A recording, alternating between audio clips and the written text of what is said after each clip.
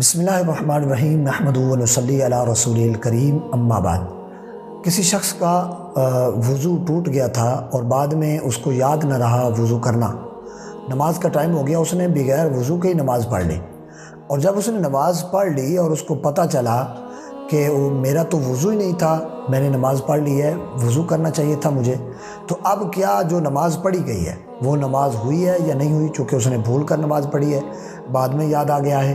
تو لہٰذا اب اس کی نماز ہوئی ہے یا نہیں جو اس نے بغیر وضو کیے پڑھ لی ہے؟ یعنی پہلے وضو ٹوٹا ہوا تھا اس کو دوبارہ وضو کرنا یاد نہیں رہا، اور بعد میں اس نے نماز کا ٹائم ہوا تو ویسے ہی نماز پڑھ لی،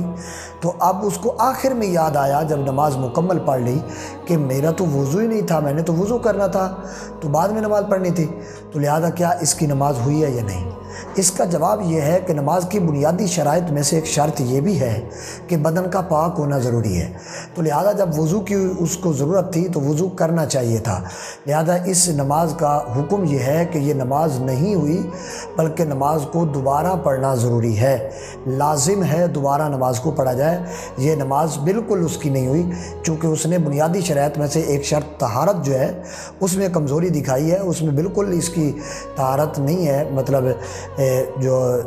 طہارت اس نے حاصل کرنی تھی وضو کی صورت میں وہ اس نے نہیں کی، اس کا تو وضو ہی نہیں تھا سرے سے، تو لہذا اس کی نماز نہیں ہوئی، اب اس کو نماز دوبارہ لٹانی پڑے گی، دوبارہ اس نماز کا اعادہ کریں،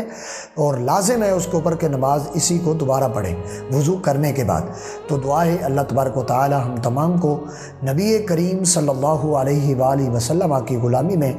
زندگی بسر کرنے کی توفیق عطا فرمائے، اور ہمیں دین کے احکامات کو سمجھنے اور سمجھانے کی توفیق عطا فرمائے،